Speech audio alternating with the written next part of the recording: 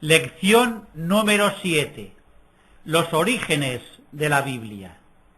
¿Cómo empezó la Sagrada Escritura?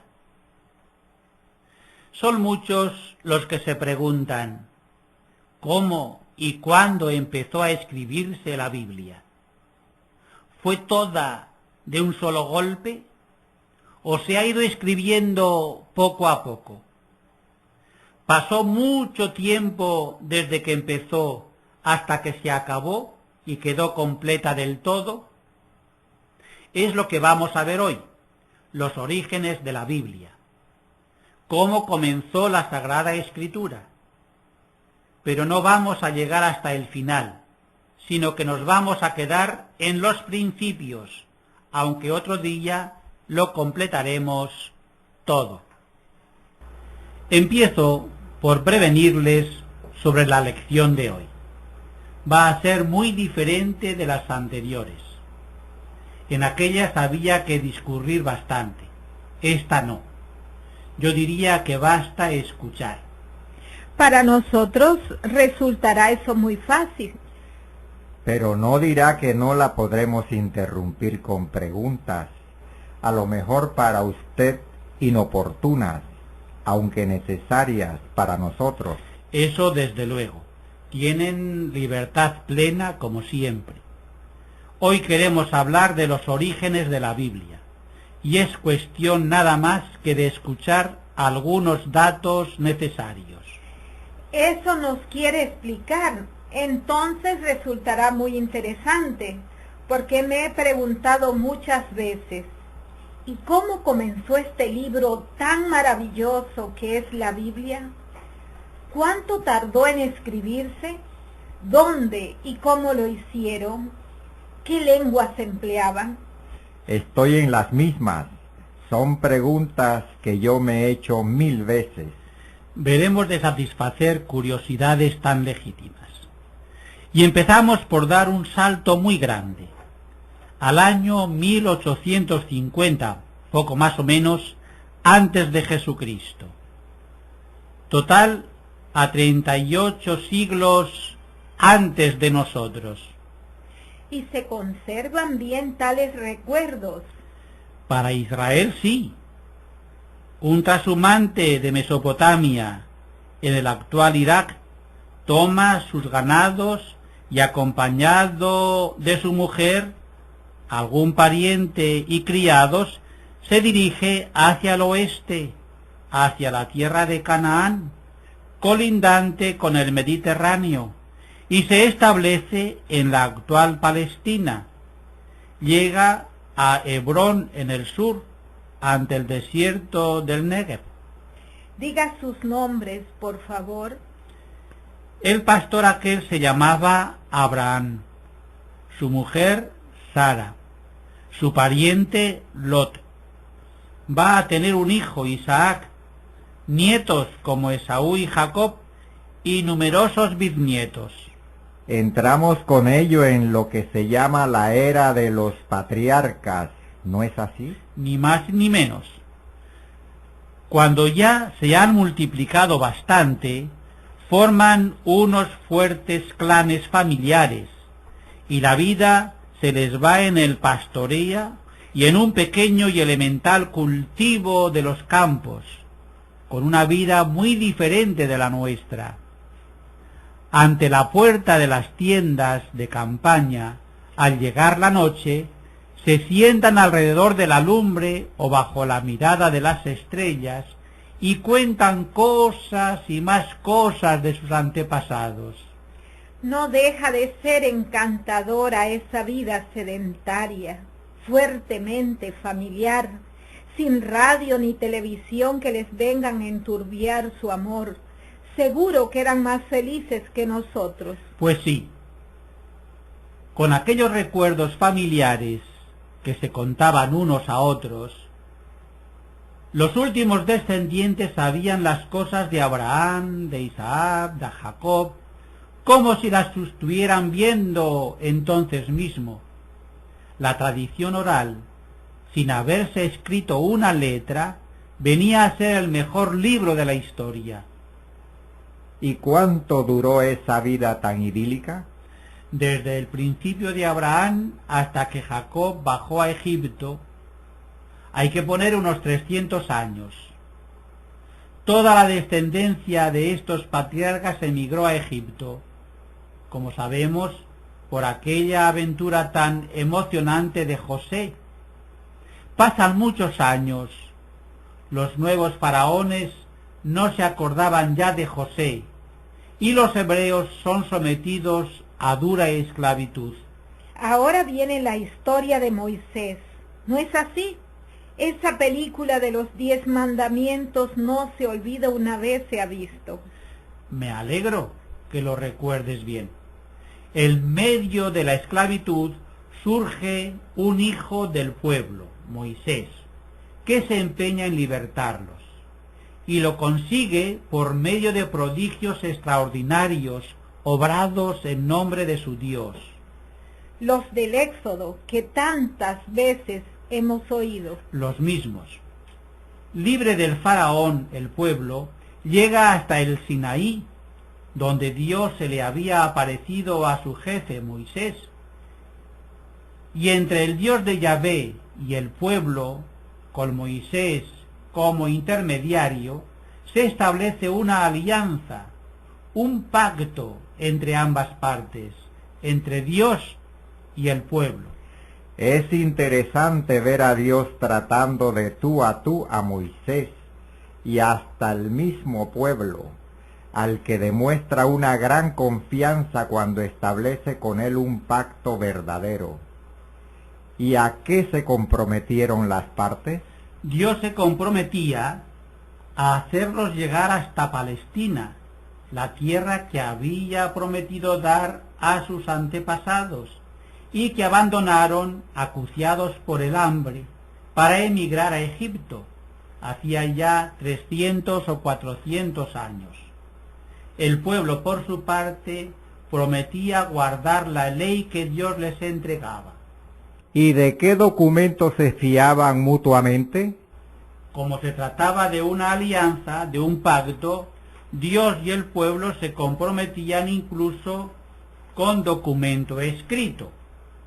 La ley era recibida en tablas, y Moisés empezaba a poner también por escrito, en piezas de arcilla, aquellos recuerdos de los patriarcas y las promesas que Dios les había hecho.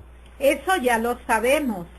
Eso es lo que cuenta la Biblia, y lo que nosotros queremos saber ahora es cómo comenzó a escribirse la Biblia, no lo que la Biblia cuenta.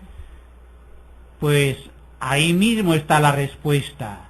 ¿No la adivinas? Me vienen ganas de responder a Rosy, pero prefiero que siga usted, Padre Luis. Lo adivinas, Javier. Los primeros escritos de la Biblia son esos recuerdos familiares de los clanes de la estepa y las primeras disposiciones legales, transcritos por Moisés de manera tan rudimentaria, unos 12 o 13 siglos antes de Jesucristo, hace ya más de 3.200 años.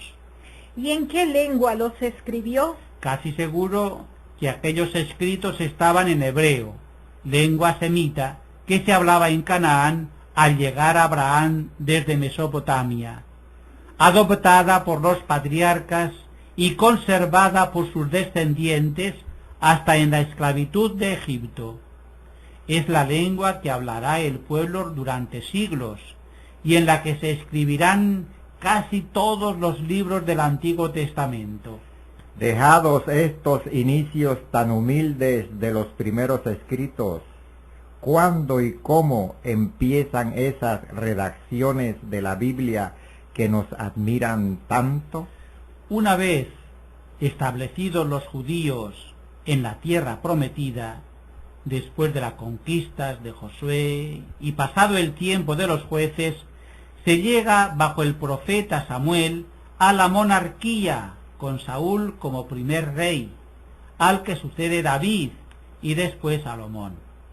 Israel se convierte en un estado, y con David y Salomón empieza la edad de oro para la composición de la Biblia, que ya no se hará en las rudimentarias tabletas de Moisés, sino que vendrán los papiros de Egipto y los más consistentes pergaminos hechos de pieles de animales muy finos y cuidadosamente tratados.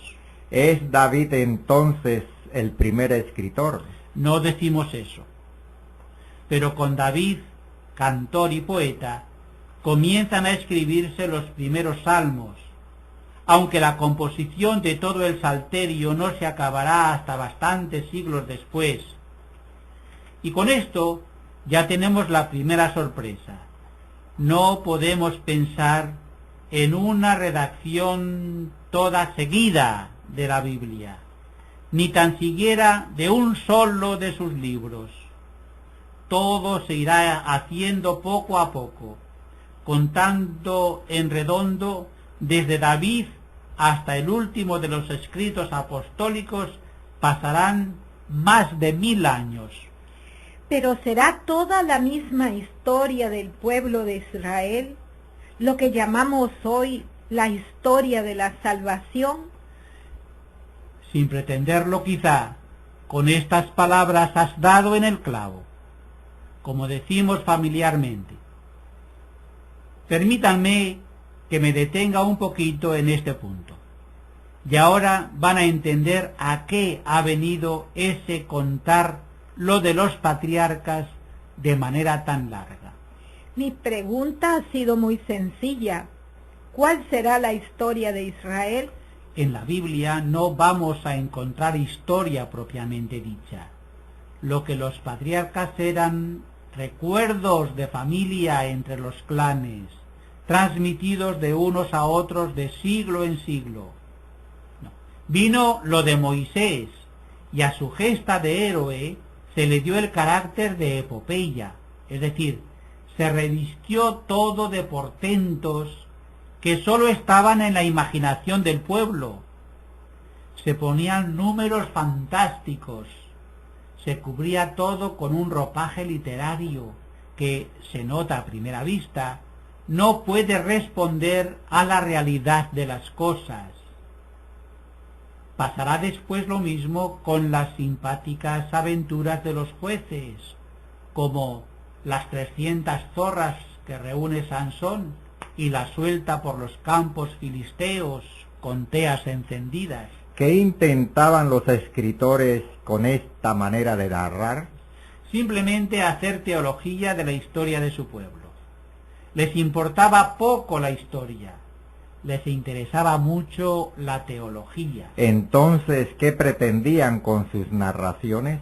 Querían decir que todos aquellos portentos eran intervenciones de su Dios, el Dios de sus antepasados que se apareció a Abraham, el Dios Yahvé que vio Moisés en la zarza ardiendo, un Dios muy superior a los dioses de los otros pueblos, dioses falsos que nada pueden, mientras que el Dios de Israel salva siempre a su pueblo, un Dios fiel a su palabra dada a los patriarcas y a todo el pueblo con el pacto o alianza del Sinaí. Por lo que hemos visto hasta aquí, a los autores de la Biblia les interesaba más Dios que el pueblo propiamente dicho. Les interesaban los dos, Dios y el pueblo. Dios era del pueblo y el pueblo era para Dios. Teniendo esto presente, entenderemos todo lo que va a venir. Los escritores confiarán esos recuerdos al papiro o al pergamino. Los profetas mirarán siempre a la alianza del Sinaí y reclamarán los derechos de Dios ante el pueblo, que le es a veces infiel. Los sabios harán lo mismo. Todos ellos mirarán la historia según la interpretación de la alianza que estaba continuamente ante sus ojos. Esa alianza del Sinaí que radica en la palabra empeñada por Dios con los patriarcas y refrendada con Moisés. Para mí todo está claro. Los escritos de la Biblia más bien van a ser teología que no historia. Miran la acción de Dios revestida de un ropaje a veces muy bonito y a veces trágico, según el fin que se proponían. Gracias por aclararnos así las cosas. A mí me tiene muy pensativa. Ahora bien, ¿cómo comenzó la composición de los libros sagrados? Posiblemente existían en el palacio del rey algunos escritos como en archivo sobre esos recuerdos populares sobre la creación del mundo, sobre los patriarcas, junto con la empresa sobre la salida de Egipto y con fragmentos sobre la conquista gloriosa de Josué y las travesuras simpáticas de los jueces. Empezaron por lo mismo, con verdadera historia. No hay que dudarlo. Surge entonces, podríamos decir, que con Salomón, entre los años 970 al 931 antes de Jesucristo, surge un autor extraordinario, aunque anónimo, que pone por escrito todas aquellas tradiciones sobre los orígenes que se conservaban en Judá. Este escrito tan importante le da a Dios el nombre personal de Yahvé, y por eso esta primera colección se llama la tradición yavista. Yahvé, tal como se lo dijo Dios mismo a Moisés. Exacto. Hoy nos vamos a quedar aquí. Otro día continuaremos hasta haber establecido el canon, es decir, la colección completa y definitiva de la Biblia, tal como la posee la Iglesia. Aceptado todo, naturalmente, pero insisto, ¿no creen que nos vendrá muy bien aquí todo aquello que vimos en la lección anterior sobre los géneros literarios? Eso es evidente. Lo de los géneros literarios tiene aplicación muy especial cuando se trata de hechos históricos. Desde estos primeros escritos, para nosotros, la historia tiene una regla sagrada: fidelidad total a personas, lugares, fechas. Para los orientales no.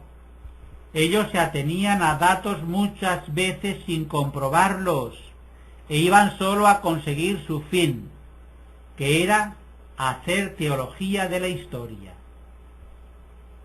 Les importaba únicamente Dios y nada más. Dios que crea todas las cosas, Dios que escoge a su pueblo, Dios que cuida de Israel. Pónganos algún caso como ejemplo. El de una mujer que te gusta, Judith, aludiendo solo a Nabucodonosor, no fue rey de Nínive, sino de Babilonia.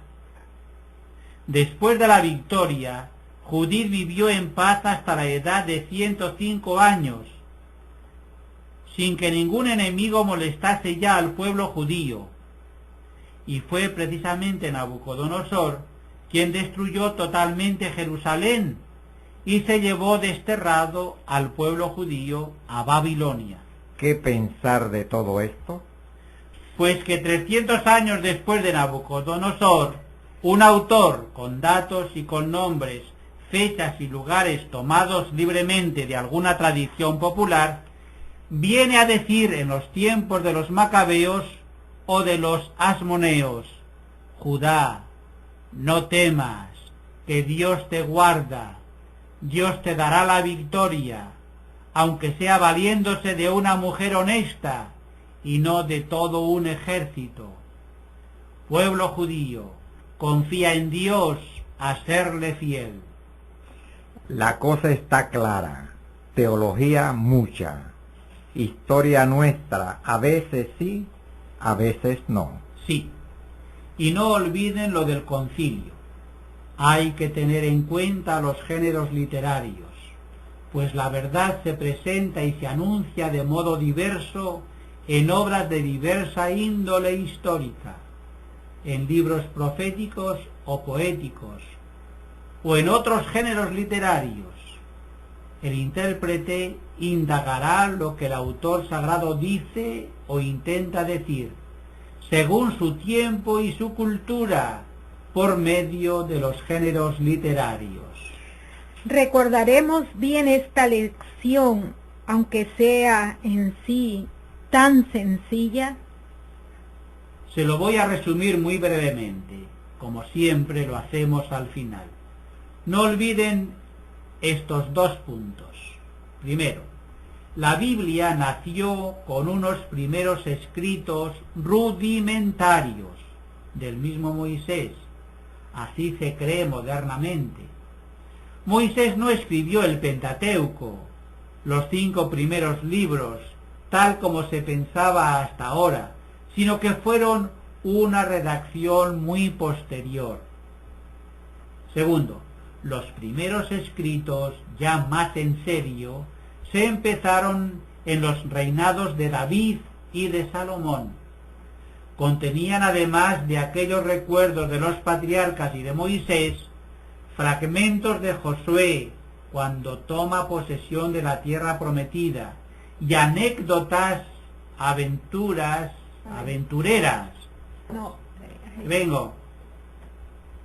Contenían, además de aquellos recuerdos de los patriarcas y de Moisés, fragmentos de Josué cuando toma posesión de la tierra prometida y anécdotas aventureras de los jueces. Por supuesto que seguiremos hasta el último de los libros sagrados, ¿no? Sí.